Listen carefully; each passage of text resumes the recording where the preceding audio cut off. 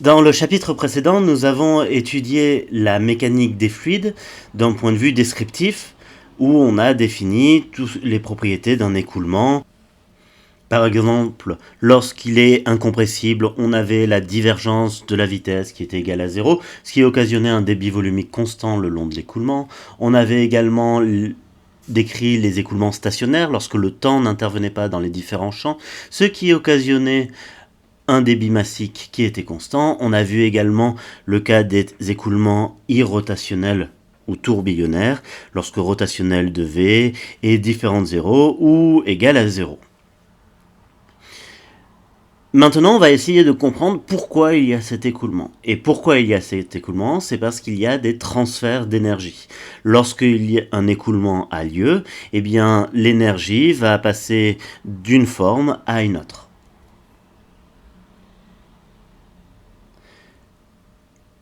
Un écoulement est un système ouvert en fait, puisqu'il va y avoir, lorsque l'on considère une partie de cet écoulement, de la matière qui va rentrer et de la matière qui va sortir. Donc le bilan d'énergie est le premier principe en système ouvert, qui va s'écrire alors comme le produit entre le débit massique et des différences d'énergie, enthalpie massique, énergie cinétique massique, énergie potentielle massique, qui va être égal ensuite au flux thermique fois la puissance utile. Ce premier principe est général. On va essayer, via des hypothèses, de simplifier cette expression-là. Et la première hypothèse est ce que l'on appelle les écoulements parfaits. Dans un écoulement parfait, on va négliger différentes choses. Tout d'abord, les phénomènes dissipatifs.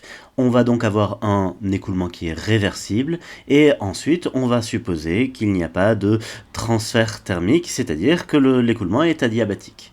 Dans ce cas-là, lorsque l'on considère qu'un écoulement est stationnaire, cela occasionne que le débit massique est égal à une constante et que l'on peut utiliser la forme du premier principe que l'on a vu précédemment. Que l'on considère que cet écoulement est incompressible, le débit volumique va être alors une constante et on sera capable d'utiliser l'égalité V fois S est égal à une constante. Qu'il est parfait comme nous l'avons décrit précédemment. Et enfin, si on le considère homogène, on va avoir une certaine relation. Petite remarque, si on considère deux points A et B sur une même ligne de courant, pas besoin de supposer que l'écoulement est homogène. Mais ça, c'est une remarque que l'on met de côté. Donc, si je considère deux points A et B d'un même écoulement, alors on aura l'égalité suivante. ZB plus la pression B divisée par ρg plus VB carré sur 2G, moins ZA plus PA sur ρg, plus VA carré sur 2G est égal à PU sur QMG.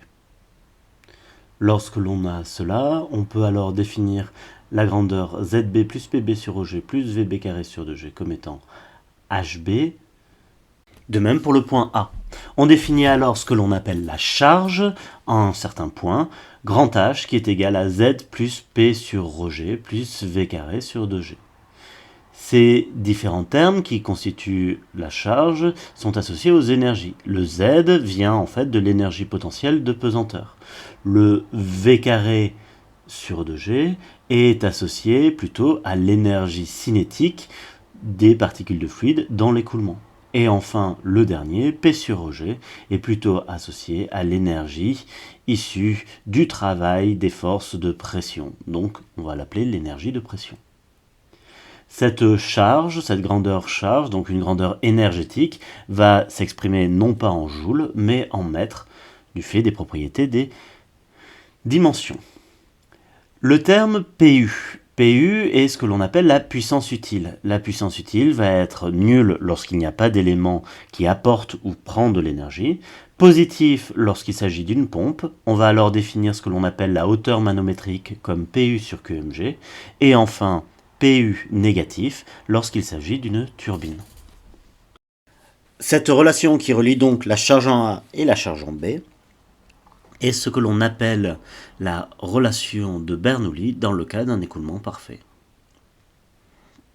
Mais maintenant, soyons un peu plus proches de la réalité et prenons en compte les phénomènes dissipatifs qui peuvent exister à l'intérieur d'un écoulement dus a deux sources principales. Premièrement, la présence de frottement avec la paroi de la canalisation ou des bords de la rivière, ou en tout cas avec les bords de l'écoulement, et les frottements qui peuvent exister à l'intérieur même de l'écoulement.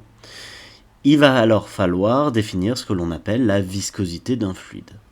Alors, si je considère une particule de fluide, donc on se souvient qu'une particule de fluide c'est un élément infinitésimal, mésoscopique, entouré d'autres particules de fluide qui vont soumettre la particule de fluide que l'on étudie à des contraintes que l'on peut diviser en deux. Tout d'abord une contrainte normale, comme nous avons vu dans le chapitre MF1, qui est associée à la pression. On se souvient, la force volumique est égale à moins gradient P. Moins gradient P.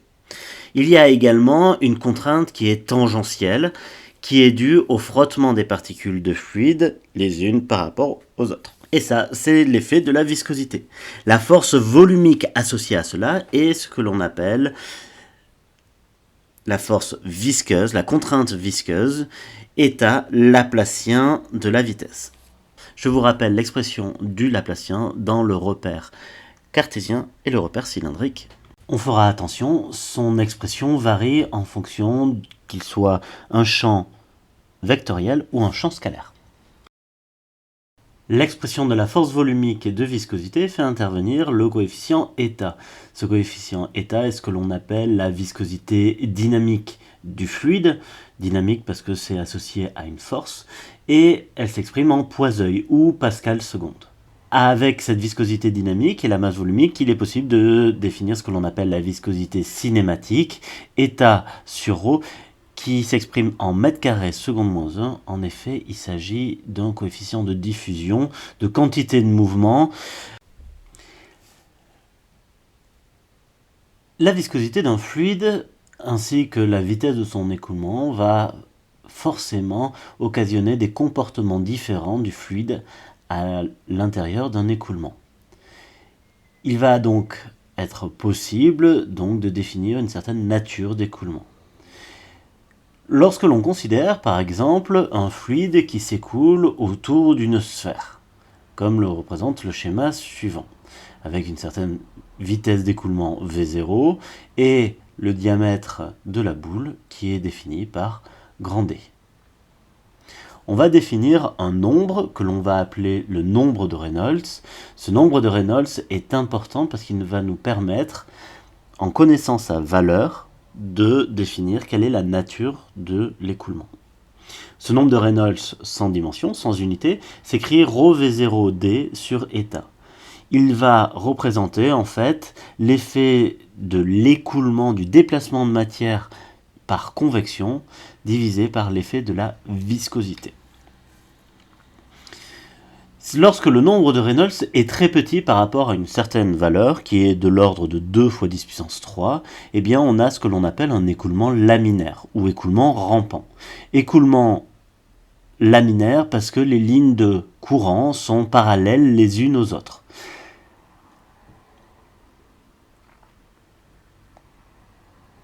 Lorsque le nombre de Reynolds est plus grand que 2 fois 10 puissance 3, on a ce que l'on appelle un écoulement turbulent. Cet écoulement turbulent, lorsqu'il rencontre la sphère, va occasionner l'apparition de tourbillons à l'arrière de la sphère. Maintenant que l'on a défini la nature d'un écoulement, on va pouvoir étudier les différences d'énergie. Donc, contrairement à l'écoulement parfait, où on a supposé que les phénomènes dissipatifs étaient négligés, dans le cas d'un écoulement réel, eh bien, l'hypothèse parfaite est enlevée. Et donc, notre relation de Bernoulli, donc ZB plus PB sur ρg plus VB carré sur 2G, moins ZA plus PA sur ρg plus VC carré sur 2G est égal à PU sur QMG, est amputée d'une certaine valeur delta H, donc moins delta H, qui va être associée aux pertes de charge, à la perte d'énergie du fait des frottements. Ces pertes de charge se décomposent en deux types. Tout d'abord, les pertes de charge régulières qui vont avoir lieu le long de toute la canalisation, donc sur toute la longueur L de la canalisation, Et l'expression de cette perte de charge régulière est donnée par le produit F fois L sur D divisé par V carré sur 2G, où petit f est ce que l'on appelle le coefficient de friction. Ce coefficient de friction est obtenu via le diagramme de Moody. Pour déterminer ce petit f, on va avoir besoin de ce que l'on appelle la rugosité de la canalisation, epsilon, qui est donnée par, en gros, l'écart entre le cercle parfait associé à une canalisation cylindrique et les différentes aspérités de cette canalisation. On définit alors la rugosité relative, epsilon sur D. On aura également besoin du nombre de Reynolds. Je vous ramène au cours pour vous souvenir de la méthode d'obtention du coefficient F. Dans le cas où l'écoulement est rampant, eh bien ce coefficient F, pas besoin d'utiliser le diagramme de Moody, on sait qu'il va être égal à 64 divisé par le nombre de Reynolds. L'autre partie des pertes de charge est ce que l'on appelle les pertes de charge singulières, qui intervient lorsqu'il y a un accident dans la canalisation, comme une modification du diamètre de la canalisation, la présence d'une vanne ou la présence d'un coude. On a alors une perte de charge régulière qui va s'écrire un coefficient xi fois la vitesse au carré sur 2g. Le coefficient xi est généralement donné en fonction de la nature de l'accident dans la canalisation. Il y a également possibilité de calculer cette perte de charge régulière en utilisant ce que l'on appelle la longueur équivalente. C'est-à-dire que les pertes de charge singulières sont équivalentes à ce qu'aurait été une perte de charge régulière pour une canalisation de longueur LEC. Les pertes de charge totales sont donc données par delta H qui sera égal à delta H reg plus delta H5. Delta H régulier plus delta H singulier. Dans cette dernière partie, nous avons étudié l'écoulement réel, c'est-à-dire l'écoulement soumis à la viscosité du fluide. Mais il y a une autre implication de la viscosité, c'est lorsque cet écoulement rencontre un objet. Il va y avoir des frottements fluides. On les a déjà vus dans le chapitre de mécanique M3 et on a vu apparaître des forces de frottement fluide de deux types. La première que l'on a appelée linéaire, de la forme moins lambda V, qui sera applicable lorsque le nombre de Reynolds de l'écoulement est très petit par rapport à 2 fois 10 puissance 3. Lorsque le nombre de Reynolds est supérieur à 2 fois 10 puissance 3, alors on a une force quadratique de la forme moins mu V, V. Le coefficient lambda, dans le cas du force de linéaire, est proportionnel à la viscosité du fluide, et dans le cas d'une sphère, on a une formule qui s'écrit lambda est égal à 6pi eta r. Dans le cas d'un écoulement à haut nombre de Reynolds, un écoulement turbulent, eh bien le coefficient mu sera égal à un certain coefficient, que l'on appelle coefficient Cx, ou coefficient de traînée, fois la masse volumique du fluide divisé par 2, fois la surface apparente, c'est-à-dire la surface projetée de l'objet sur un plan perpendiculaire à l'écoulement.